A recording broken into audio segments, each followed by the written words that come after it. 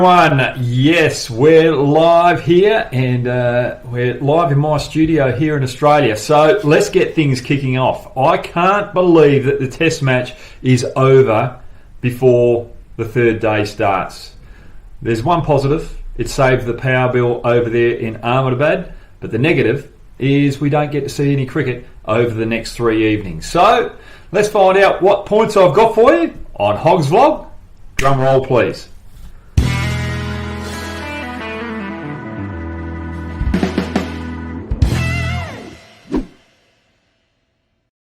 Everyone, thank you very much for joining me. Yes, I've got my cup of tea. I'm joining you for breakfast over there in India, and over in England, well, they would have gone to bed a lot earlier. So let's have a quick look at the 4 points. I'll get them up for you now.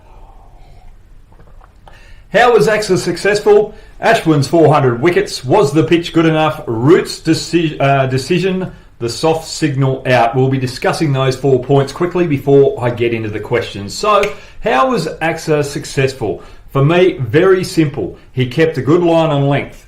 He was on a penny. He didn't change from that length. The odd ball turned and the odd ball went straight. Now, I've got the old ball here. I don't know where the new one is, but he just bowled with the side seam the whole time. So every now and then it gripped. Every now and then it went straight. The batsman couldn't read it. Now we'll go to Ashwin for his 400 wickets. Now, sensational stuff for Ashwin. Congratulations. He is definitely the best off spinner going around in world cricket right now. The reason why he's successful is because he's adapted to the different conditions when he's travelled around the world. Yes, he's got the majority of his wickets in Asian conditions, but the best thing for him at the present moment was the trip over to Australia. He dominated the Australian batsman there, and that's where I put him in front of Nathan Lyon now. He out-bowled Nathan Lyon. Now, he's the second quickest player to get to 400 test wickets. Absolutely sensational. So he's just behind Muralitharan there.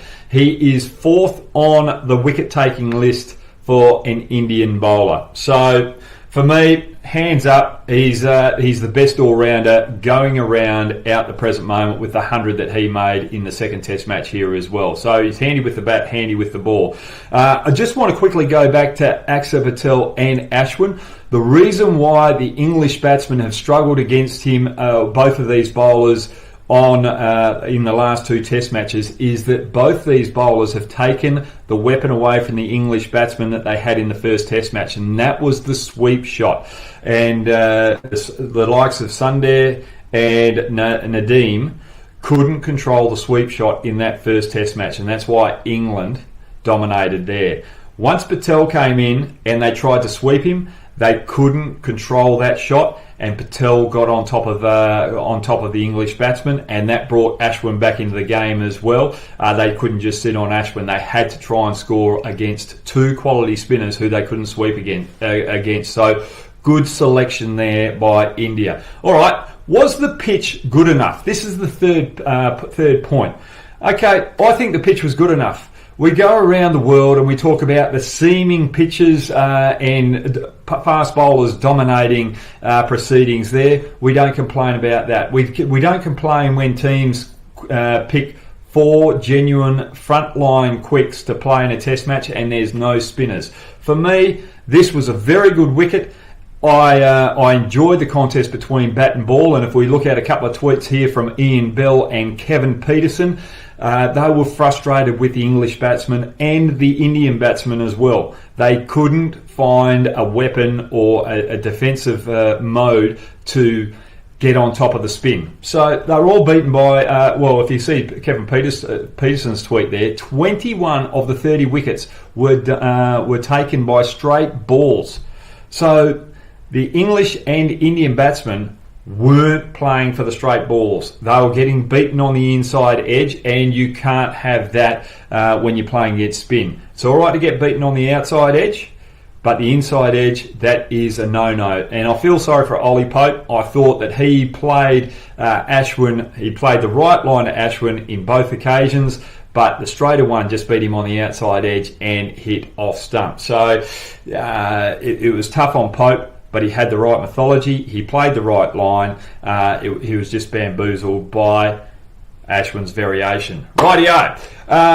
India have won by 10 wickets. 12 runs were scored in that first innings from England. I don't know why that just came up. Sorry about that. But and 81 all out in that second innings, not good enough. India 145 all out as well, and 49 for naught in that second innings. Now that 145 all out for India, that worries me, because a lot of these Test players that you've got in your lineup aren't playing first-class cricket, and that's why they're starting to struggle against spin. Shubman Gill looked good, Pujara looked good. The reason being is that they face a lot of spin in first-class cricket. Okay, let's go to the final point, and this is a quick one before we get into the questions. Root's decision, soft signal out. For me, I think we've definitely got to get rid of the soft signal. We've definitely got to get rid of umpire's call, and if it's close and there's a little bit of doubt there, we go back to the benefit of the doubt to the batsman. We've always had that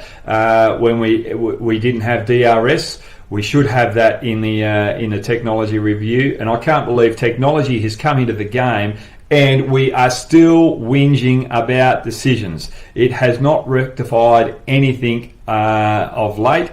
And basically, it's showing disrespect to the umpires every time the players have got to go upstairs. So for me, let's get rid of umpire's call and soft signal and give the benefit of the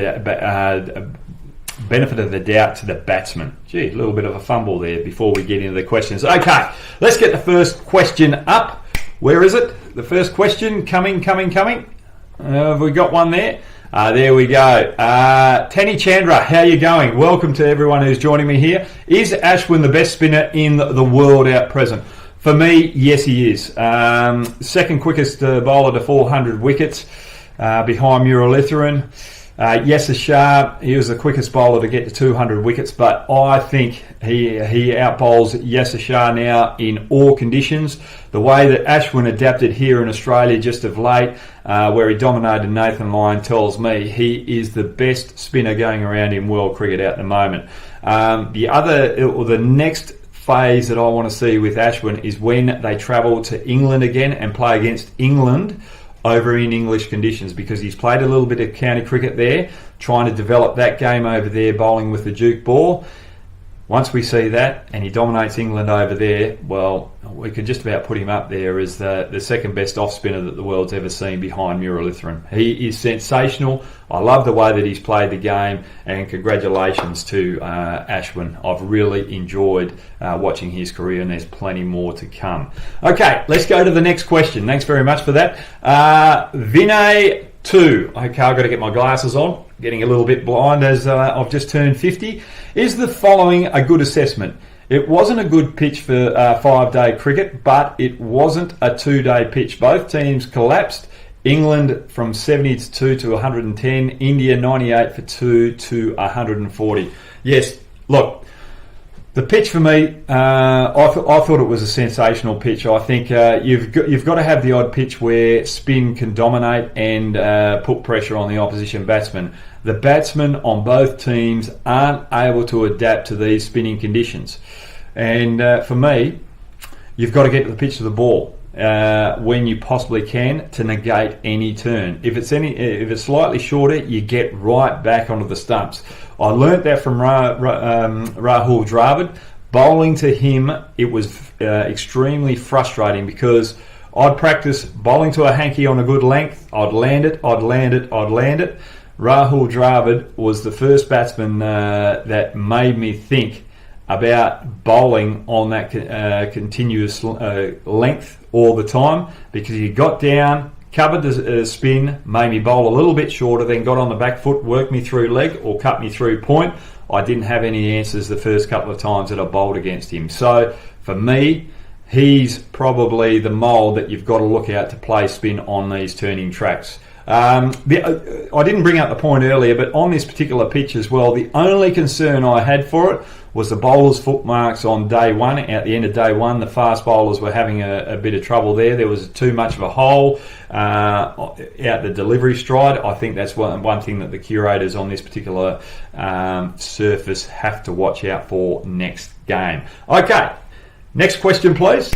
Right. A little bit of green coming up. I like that. Kunal, how are you, Kunal? Thanks for joining me. What pitch we expect next match? Love you, Hoggy. Love you too, Kunal. For me, I hope it's still another sporting wicket with a little bit of turn to assist the spinners, because that's what Indian conditions are all about, is spin. That's what I remember. All the great heroes from India coming over to Australia, the best spinners. You've got Shivarama Krishnan, you've got Bisha Bedi, you've got Prasanna. There's so many greats there, and that's what I love. And I love it that the Western players have to come over and adapt to those conditions. So the likes of a Kevin Peterson, who's made runs over in England, Michael Clark's made a few runs over there as well. Those particular players I love because they are able to adapt to those different scenarios. So for me, I hope they prepare another pitch like that. I don't want to see a flat pitch where over 600, 700 runs are going to be scored, because that will ruin such an exciting series. But so Krunal, for me, I hope it's a spinning track, but I think it's going to be a flat wicket, so India have a chance to draw this match rather than lose it, because at the moment they're in the World Test Championship, and I hope they don't do that because it will ruin the contest. Okay, next question. Sorry for that one, I just waffled on and went around a bit. Where's the next question popping up? Is there another one here? Oh, we've got a little bit of a technical issue. There we go, Raj G. So we're just doing something new with our live broadcast, so that we can have more interaction with everyone out there. Oi, Hoggy, thanks very much. As a wrist spinner yourself, do you think wrist spinners like you and Kuldeep will be effective as a finger spinner on these type of wickets? Raj D, I'm not 100% sure whether a leg spinner would be dominant on these type of wickets, especially those leg spinners that turn the ball square. Someone like an Anil Kumbhale, who's more of a top spinner rather than a side spinner, I think he would have more effect than someone like a Shane Warne, because Shane Warne's got the beautiful wrist action where he turns the ball an absolute country mile, but then he's got the sliders that go straight, and sometimes those sliders on these particular wickets turn massively as well. So I don't know whether the wrist spinner would be able to have as much control as the off spinner here on these type of wickets. So for me, I'd pick the off spinner over the leg spinner on these Indian wickets, and if you come to Australia, I'd prefer a leg spinner than an off spinner, because they get more overspin, more bounce, as well as more side spin on these Western conditions. So for me, I'd go the off spinner. But Raj, that is a very good question. Thank you very much for that question. Next question, please. Mohammed Farhan. Hey, Hoggy. What would be your playing 11 for fourth test? Gill in for Rahul, Tucker in for Sundar. No, I wouldn't change it. I'd keep Gill there. You've got to keep Gill playing alongside Rohit Sharma for as long as you can. He looks compact. He looks confident. He looks very relaxed, and while he's looking good and comfortable at that level, and the way that he feels in short leg, the toughness he shows there, I would not even tinker with that. He's there for the long haul. Expect Gill to be playing as an opener for India for the next 15 years. I'll find it very hard for him to get dropped. I just love the way that he goes about it. Tucker in for Sundar. No, I wouldn't go that way. I really like Siraj. What he did over in Australia, led the bowling attack there. I want to see him rewarded. I want to see him playing the next test match.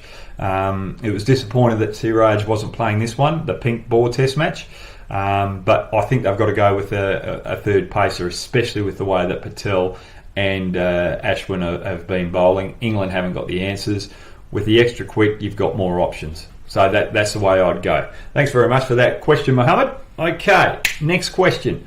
Himanshu Agarwal. That's a very, very good cricketing name over there in India. Why off spinners are so successful against lefties? Because you're turning the ball away, Mr. Agarwal. So it's simple. Ashwin's got that over spinner, which gets a little bit of bounce, but he's also got the side spinner as well, where you don't know whether it's going to grip or turn. And as a left-handed batsman, you're trying to cover the inside edge as much as possible, but you're trying to avoid getting that edge on the outside edge as well. So, and the pace that Ashwin bowls over there in Indian conditions, it's very hard to use your feet confidently. So that's why it's very hard for left-handed batsmen to play against right-handed off-spinners over there in England. And we saw Joe Root as well. Joe Root bowled quicker. He bowled more side spin there, and he was doing exactly what Axar Patel was doing. The odd one was going straight, and he was getting it to turn big because it was gripping. So not being able to read it off the wicket while the ball's turning away and you're scared of that straight one is why the right arm off spinners are so successful against the left-handed bats.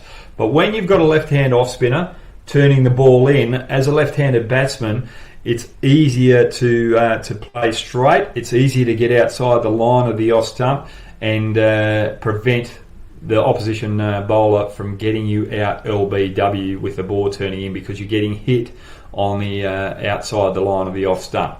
So that's why the right-hand off spinner is more effective against the left-handed bat. Very good question there. Tanmoy Chakrabarti, how you going, mates? Good to see you again. I hope medical college is going well.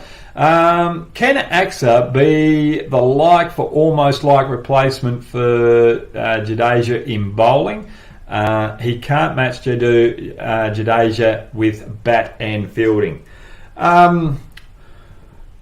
can definitely match Jadeja with the ball.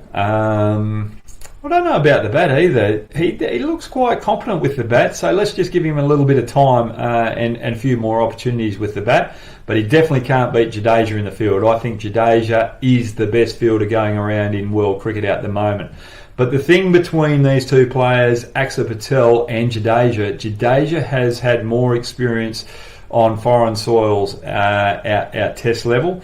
So he's adapted his game in those conditions. I just want to see how Axar Patel goes when he goes away in places like Australia, South Africa and England. The advantage that he'll have over Jadeja in those conditions is his extra height. He'll get a little bit more bounce so that the batsman won't be able to sweep him as comfortably. But has he got the ball on those surfaces to turn away to beat those batsmen that are going to use their feet against him? That is the question mark that I have when he travels away from India. But on Indian conditions and subcontinent conditions, he looks like the bee's knees, and he looks as though he's going to play a lot more test matches, especially when Jadeja retires. Okay, next question. That's a very good question too. Ask Hoggy. ICC pitch ratings guidance say a poor pitch is one of that offers excessive assistance to spinners, especially early in a match. Shouldn't that definition change? This is from Swami. Swami, I totally agree with you. Let's define a good pitch. A good pitch is a sporting pitch. A good pitch is one that challenges opposition players. Now, if we look at the whole scenario in this test match, it was poor batting from both teams that caused the low scores and caused the game to be over in 2 days. It wasn't the bowling. Batsmen didn't have the answers against good strategic bowling. If you look at Patel and Ashwin, Ashwin was coming around and over the wicket, so he's changing the lines and lengths throughout the whole series, actually. He's very smart there. But Axar Patel, just coming around the wicket, he's hitting that same spot all the time. Very rarely do you see him getting out of an area like that. So batsmen weren't able to use the feet to him because of his change of pace. They weren't able to get back to him because they were worried about the quicker, straighter ball. It was just good execution of quality bowling. Nothing to do with the pitch. ICC, get off the curator's back here if you think this is a poor pitch. It's not a poor pitch. It was a sporting pitch. The batsmen need to adapt. And Swami, we'll just go a little step further here. With the batsman's techniques over here, I think What the big issue is batsmen are getting used to flatter tracks or flatter wickets in the shorter form of the game in white ball cricket. They don't play enough longer form of the game in first class cricket to get used to building innings, to get used to facing quality spinners. So for me, it's about the preparation of the players. It's got nothing to do with the pitch. Very good question there, Swami. All right, next question. Here we go. That's quicker. That was quicker time. Pranav Jah. That might be Jahar. Thanks very much for joining me, Pranav. Hope all is well in your neck of the woods. Do you reckon England misread the conditions and didn't pick the correct playing 11? Pranav, I thought England went in there probably with the correct 11, with the orange ball, or the pink ball, should I say, because they were expecting it to swing a lot more. So they batted first. They batted on day one. They got bowled out for 112, and then when the conditions around that longer break between the second session and third session came about, where they were going to bowl, they would have expected the ball to swing a lot more for a lot longer than it did. It stopped swinging after the sixth over, and that is where England were put on the back foot. But well bowled to Leach. He stood up. Bowled in those tough conditions under lights where the ball was greasy. There was an over there where I thought, he's got the yips here. He can't get a grip of the ball. But after that particular over, I think it was about his third over. After that particular over, he was making sure that he dried that ball with the rag, making sure he could get grip on the ball. He took his time and didn't get flustered. So for me, Jack Leach held that bowling attack to great heights, and he's the one that kept England in the game. So for me, with their other spinners that they've got there, I don't think they would have had much of an impact on this particular wicket, and they probably should have bowled Joe Root a lot more on that third session on day one as well, if you look at hindsight. But for me, I thought they went in there with the right game plan, with the conditions in play, with the pink ball, but the Jew took away the swing from them, and they had a little bit of they found it a little difficult to keep in the game. But that's a very good question, Pranav. Pratik, how you going, mate? Hey, Hoggy, love your analysis and opinions. Give how most pink ball tests have been low scoring. Are these good for test cricket in general? That's a very good question, Pratik, and it's put me on the spot there. I like day-night Test cricket. I think it's got a place. The thing I like about it is that generally during the day it's easier for batting, and under lights the ball starts swinging, so the batsmen have to sort of reverse their role. So against the new ball, just be a little bit more aggressive. But as the day goes on, or it comes under lights where it swings more, they've got to go back into their defensive mode. But in this particular Test match, it wasn't the lights that had the effect. It was the turn and the bounce that had the effect against the batsman. So for me, there was nothing with day-night cricket in this particular Test match that affected the result. But when it's conducive to seam and swing, that's where we see the bowlers sort of have more impact in those pink ball test matches.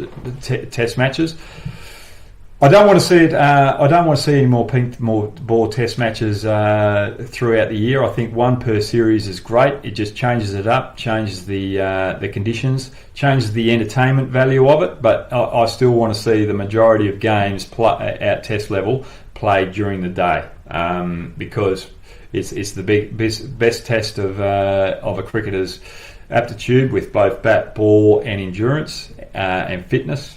So during the day, that's where you're tested most, and that's where the conditions are most even throughout the whole test match in a 5-day test. So for me, I hope I got that one out right. I waffled on a little bit too much there. But Tani Chandra, how you going? Do you think India will defeat New Zealand in the World Test Championship final? Now, Tane, I think, we've still got one more test match to play, so India have either got to draw it or win it to make sure they go to England.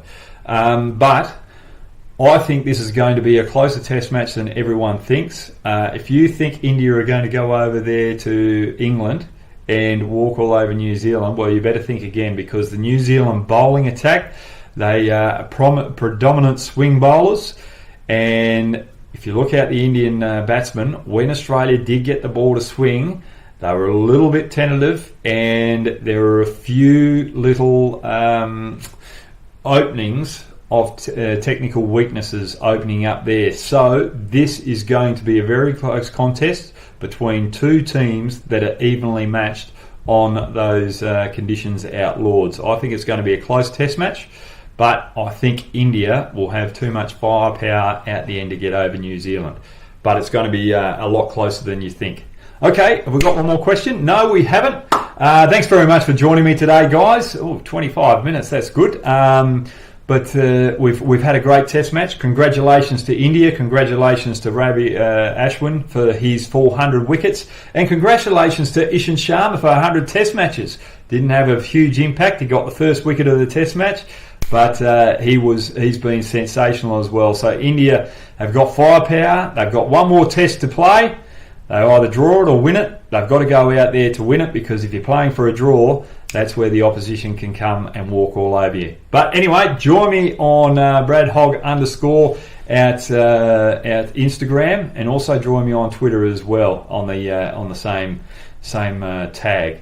All right, have a good day, guys. Enjoy your breakfast, and we'll see you in a couple of days for the next test match.